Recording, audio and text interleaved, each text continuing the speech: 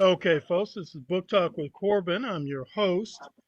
We more often than not do a lot of political and cultural issues, but today we're gonna sort of go off kilter a little bit and speak about sickle cell. It's a very serious health problem here in the United States. Doesn't get the publicity it really deserves. So we're going to talk to the president of the Sickle Cell Association of Kentuckiana, Rebecca Seavers, and we're just going to ask her a few questions about sickle cell and ask her, talk to her about ways that people can battle sickle cell or help people with sickle cell. Okay.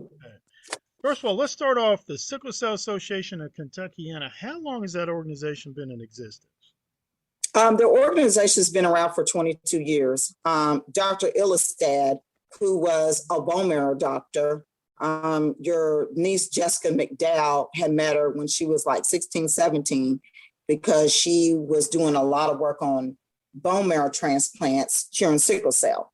And she had asked Jessica, and I never forget, Jessica was like, well, you always said it's my body, it's my decision, and she didn't want to do it. She did have a perfect match, which was her brother, Jason.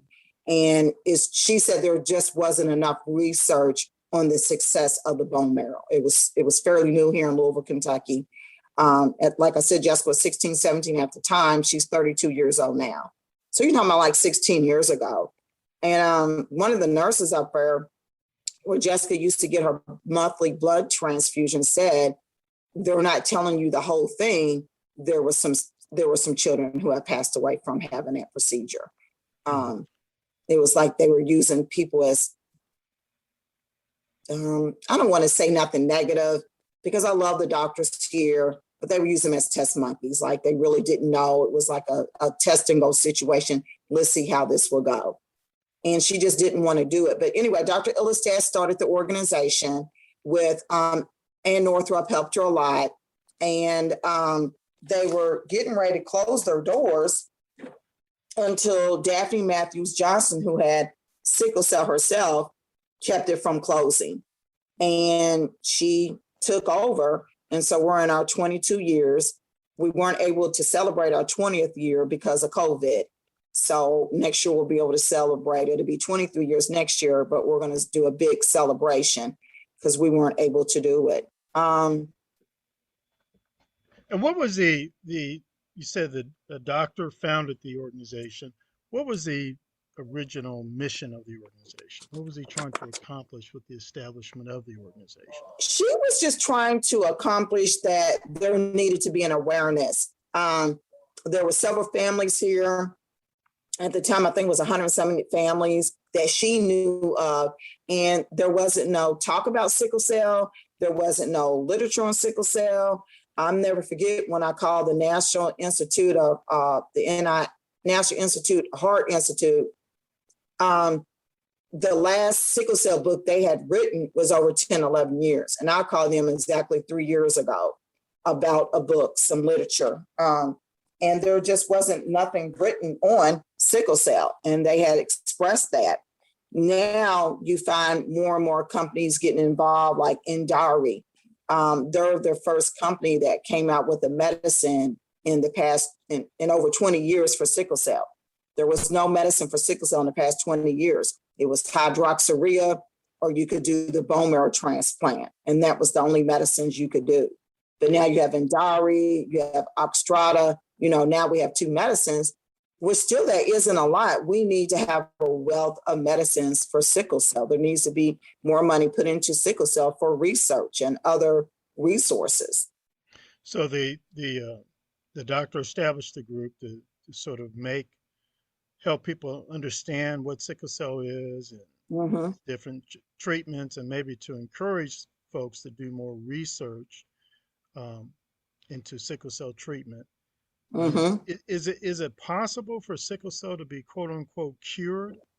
No, there's no cure for sickle cell. Some people can do a bone marrow transplant. There's also some gene therapy.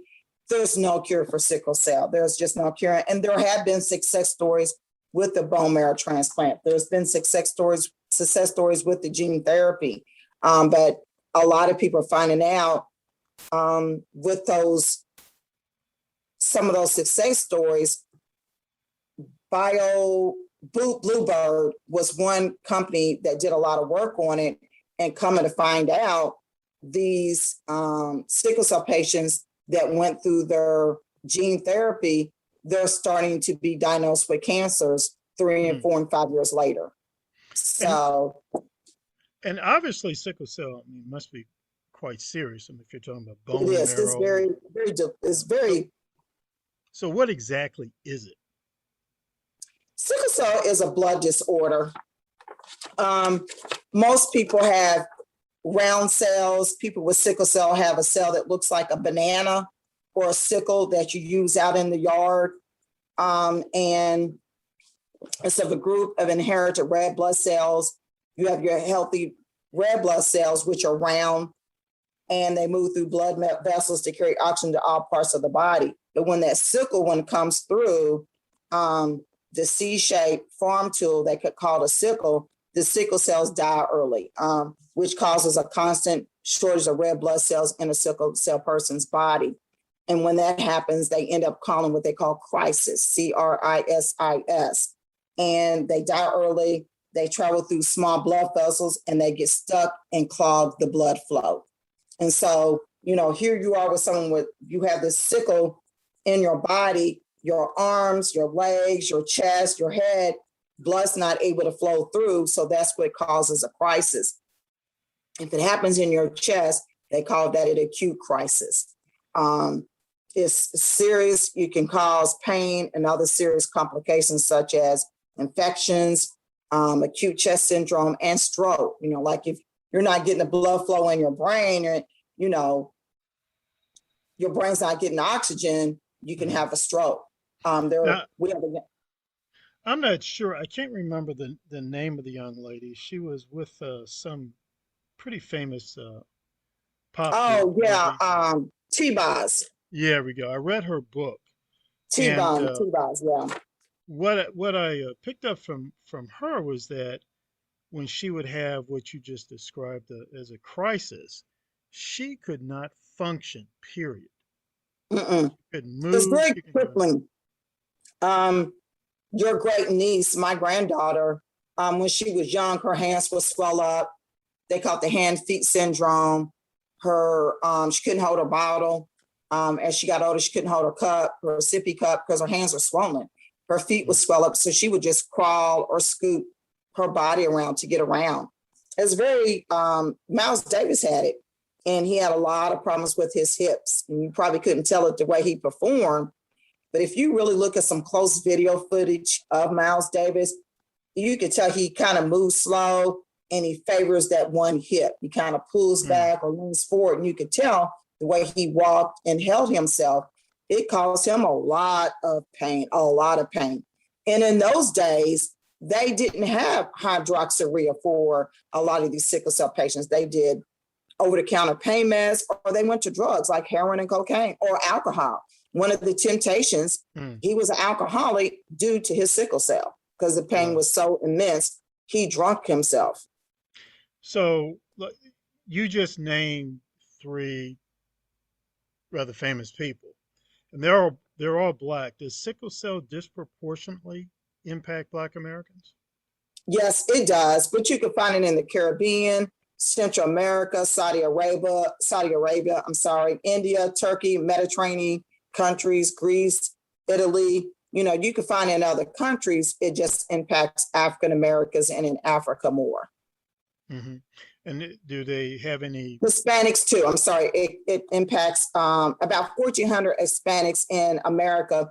But you also have to understand a lot of these numbers are old numbers. It said it affects approximately 100,000 people in the United States, and the CDC has been holding on to that number for the past 10 years. So we know the number's more than that. So, okay, so you suspect it's impacting more than 100,000? Yes. Okay. So, in these other countries, are their treatments any better, worse, about the same?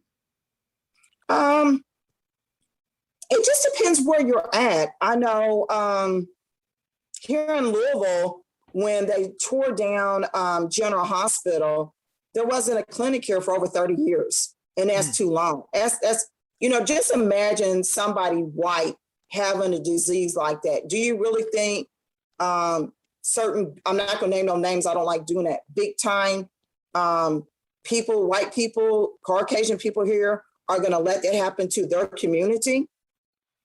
I mean, Dr. Glisson, who is one of the hematologists here in town, and his wife, Vicki Glisson, who used to be Secretary of State, they fought for there to be an adult clinic. There was no adult clinic here till 5 years ago. There was none. We had a young man with sickle cell that was driving to Nashville, to Vanderbilt to get help. That's ludicrous. So and when you say that, so when you say he was traveling to Nashville to get help, what was he going for, the pain medication or? Yes, they had a clinic down there, and that's where he had to go because there was nothing here. The hospitals here looked at them as drug seekers. And because you get looked at as a drug seeker, oh, here he is again to get the drugs, ain't nothing wrong with him. They got tired of going. People get tired of being talked to and looked at as a drug addict, and they're not. They're in pain. On his way down one time, he lost control of his car. He got in really bad pain, and a semi hit him, and he got killed instantly. Wow. His twin brother, who has sickle cell too, survived, but he ended up dying from sickle cell about 3-4 years later. Wow. Is there any way people can find out if they have sickle cell, or they just hit the crisis and boom, that's how they find out? What happened to me was I was having a lot of pain, and my doctor said, I think you have sickle cell. She tested me, and that's when she found out I had the trait. I reached out to my mother. Our father was dead, so I couldn't reach out to dad, and she didn't do it. And, go to your doctor and get the test for sickle cell trait or the disease. If they don't feel like you have the disease, say, well, I want to be tested for the trait because my mate might have the trait. If you have the trait and they have the trait, which happened to my kid's father, he didn't know he had sickle cell trait. I didn't know I had sickle cell trait. We ended up having 6 kids together. It took our youngest one to get sick. Our last 3 kids have what you call sickle cell SC disease. I have the S trait, he had the C trait, and that's why our kids have the SC disease. Oh, wow. Okay, man. Just so like with Jessica's kids, she has sickle cell. She had sickle cell disease, SC. Her kid's father had the S trait.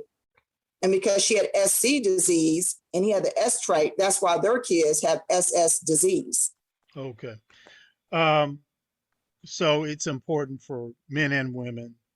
Get tested. I don't care if you're white, Hispanic.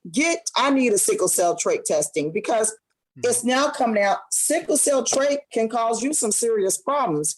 Football, the high altitude, a lot of the 4 main causes of sports deaths are heart, your head, and your hemoglobin, which is the sickle cell trait. There's another one. I can't think of it right now. I'm sorry. But those are the 4 main ones. And that hemoglobin is very important with these athletes who have sickle cell trait. These coaches need to understand, and they need to know. I think now in pro football and basketball, they do the test. Okay, great. Folks, this is Book Talk with Corbin. I'm your host. I'll have this interview and other interviews like it, similar to it, at my website, booktalkwithcorbin.com. We're speaking today with Rebecca Seavers. She's the president of the Sickle Cell Association of Kentuckiana. We're going to wrap up with just 2 last questions. One, how can people get a hold of the Sickle Cell Association of Kentuckiana? You can get a hold of us at 502-569-2070. Please check out our website at thesacky.org. We're having many events. During COVID, we weren't able to have as many events as we would like to have. And those are the ways you can get a hold of me. You can also have my private cell phone number, which is 502-338-0102. Okay. And last question here. During COVID, was it particularly hard for sickle cell folk, or it was about the same, or what? I heard the doctor say a sickle cell patient having COVID is like having acute chest. I mean, I remember when my daughter almost died from acute chest at 17. It is godly pain. It was hard for her to